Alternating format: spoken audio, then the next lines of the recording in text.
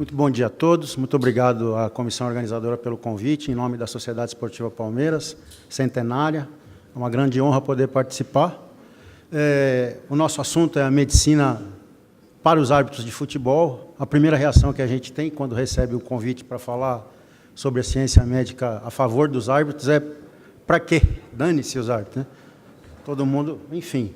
Mas é um assunto interessante e há uma grande preocupação da FIFA em relação, como Moisés disse, à prevenção de lesões e, principalmente, ao mapeamento das lesões da arbitragem, que é um assunto relativamente novo. Esse é o árbitro. Um cara fundamental para o jogo, sem ele não há espetáculo, tem uma responsabilidade enorme, mesmo sendo o menos profissional dos 23 em campo, sofre um estresse muito grande físico e mental, e o sonho dele, esse é o árbitro da final da Copa das Confederações, é acabar o trabalho sendo que ninguém lembre dele, passar, se possível, invisível. A história da arbitragem, como a gente a conhece hoje, vem junto com as leis do jogo. Então, há mais ou menos 150 anos, num pub, num bar, que desde sempre é o melhor lugar para a gente discutir futebol, eles escreveram as primeiras 13 regras. Havia 2 árbitros, um de cada equipe, e um que ficava de fora para definir as pendências entre esses 2.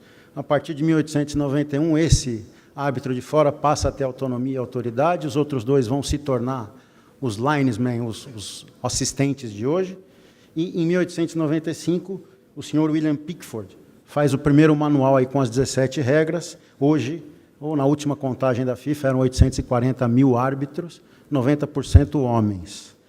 O Pickford escreve em 1906 esse interessante tratado sobre como ser árbitro, em que ele já, há mais de 100 anos, colocava algumas coisas interessantes em relação ao senso de injustiça dos jogadores, eles não vão ser legais com você, a não se abater com a crítica, não ter medo, não se preocupar com a torcida, e principalmente o último, se você tiver com a visão pior e com o teu condicionamento físico em decadência, se aposente, porque a capacidade de tomar decisões depende basicamente dessas valências: física, técnica e tática de arbitragem, perceptivo-cognitiva e psicológica.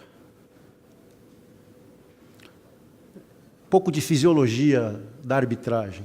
Nesse estudo, em 5 temporadas da Liga Inglesa, a gente vê que os árbitros percorrem quase 12 quilômetros por jogo, e uma parte importante dessa distância é percorrida em alta intensidade. 4 a 18%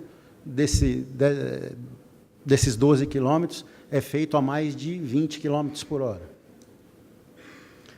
Isso varia muito, como esse estudo mostra. A gente tem uma variação evidente de acordo com o desempenho dos jogadores. Durante o jogo vai haver variação em função de fadiga, das circunstâncias do jogo e também das circunstâncias dos atletas, e de um jogo para o outro a variação é grande, como os senhores podem observar, né? Tanto em relação à intensidade da corrida como ao número de piques. A Federação Paulista de Futebol, esses são dados do Antônio Carlos Fedato, fisiologista, que gentilmente nos cedeu, faz um trabalho muito interessante há bastante tempo. Então, a gente consegue ter dados importantes de avaliação e monitoração desse trabalho feito na pré-temporada, nos jogos e com planilhas de treinamento. Então, esses dados do Fedato, a gente tem coincidência em relação à distância percorrida. A média, de um modo geral, vem se mantendo nos últimos 12, 13 anos. E aqui a gente tem uma comparação da intensidade da atividade entre árbitros e atletas. Vocês podem ver que ela é semelhante em relação à perda de peso, à perda hídrica, a quantidade ali, a distribuição de tempo em que o árbitro e o atleta trotam e caminham, e chama atenção a corrida de costas, que é uma atividade que leva a carga excêntrica para a panturrilha, para os membros inferiores, e vai ter um papel importante depois no achado de lesões.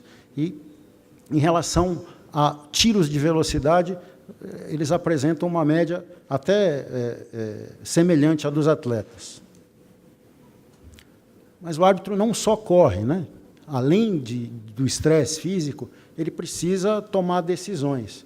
Então, a gente tem aqui 2 trabalhos que mediram quantas decisões, ou o primeiro, na verdade, mediu quantas decisões corretas e incorretas os árbitros tomaram na Copa de 86 no México, e acharam aqui 17% de erros.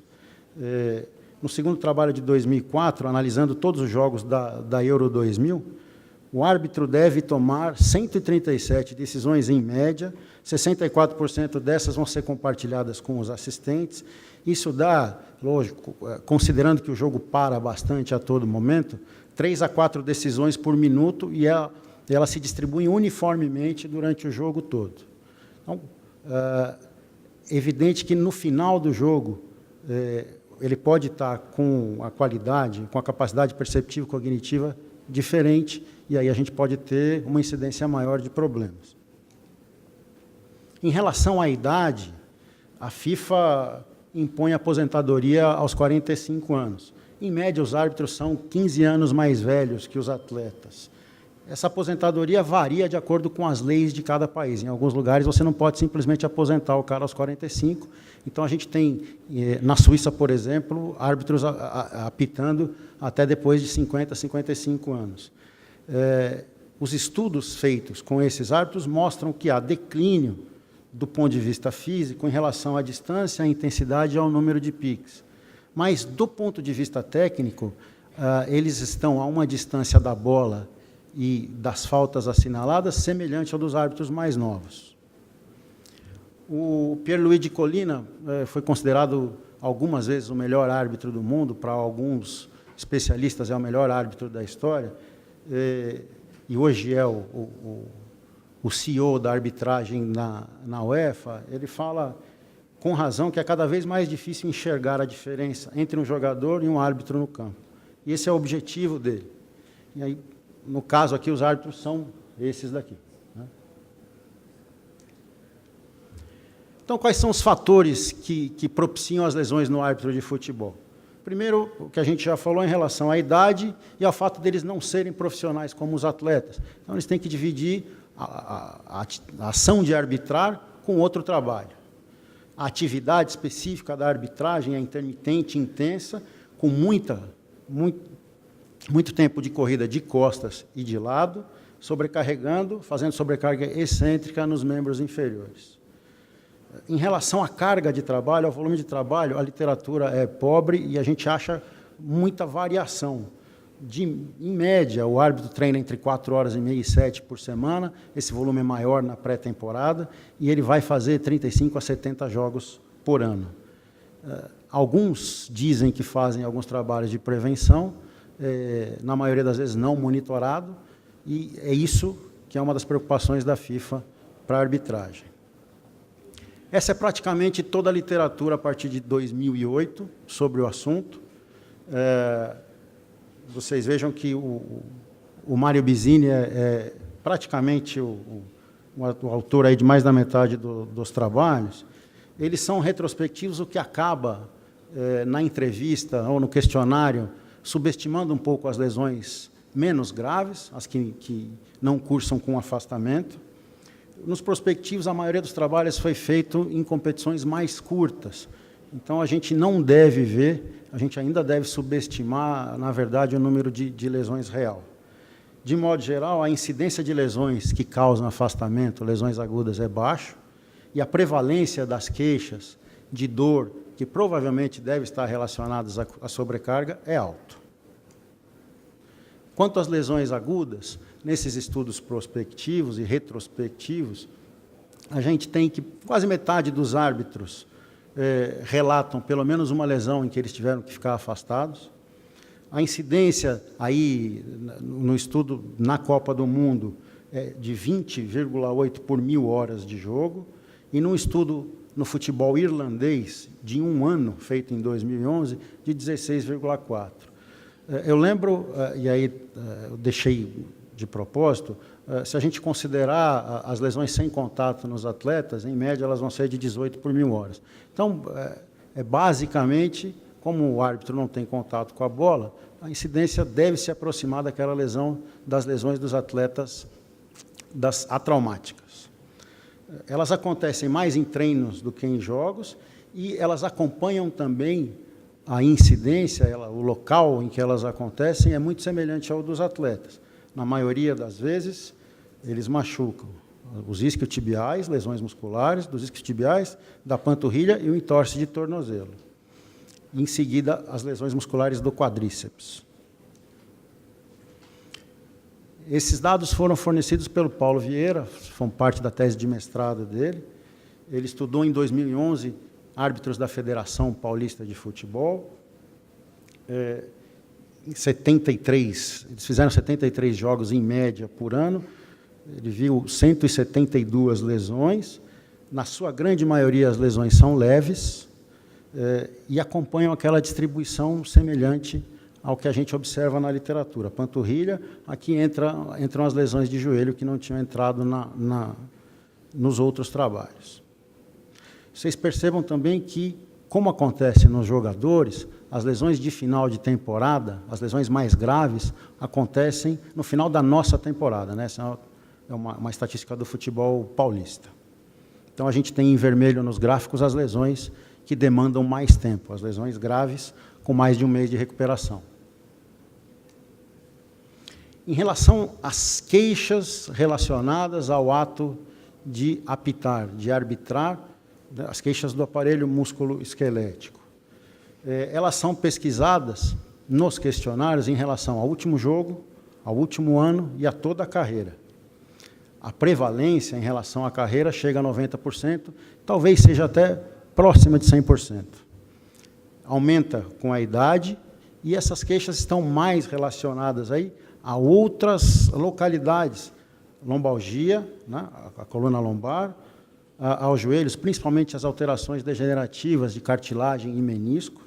Então, a gente começa a ter 10%, 15% de incidência nos juízes de Copa do Mundo, por exemplo, de artroscopia do joelho ou de cirurgia do joelho, e também queixas relacionadas à mialgia dos isquiotibiais e da panturrilha. Provavelmente, isso deve estar relacionado com as lesões musculares que são mais frequentes.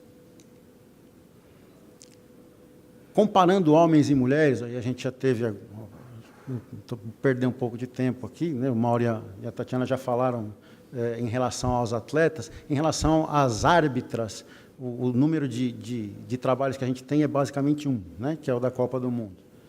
Então, a gente tem um número maior de lesão, uma incidência maior de lesões, né?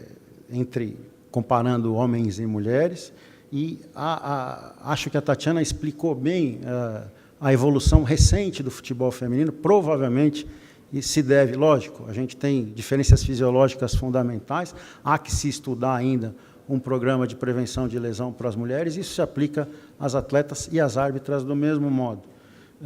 Provavelmente é essa juventude do futebol feminino que explica um número maior de lesões, o déficit de estrutura quando é comparado em relação aos homens, o staff para treinamento e para auxílio das mulheres ainda é menor.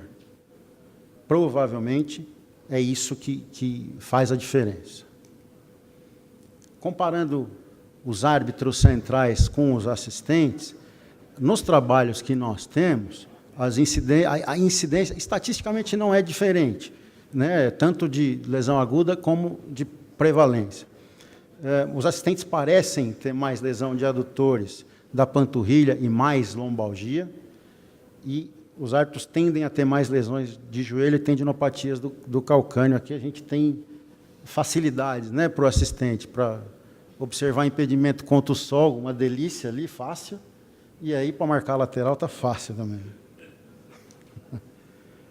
Em relação à prevenção, a literatura cita que alguns árbitros fazem alongamento, outros massagem, outros sauna, ou vão à academia, mas de uma forma irregular. O Mário Bizzini me respondeu um e-mail com dados ainda não publicados, em que eles fizeram um programa de prevenção nos 3 anos que antecederam a Copa de 2010 e conseguiram reduzir na arbitragem de 20,8 por 1.000 horas para 6,9 por 1.000 horas a incidência de lesão. Em relação à prevalência das queixas, não houve alteração. quais são as perspectivas para o futuro.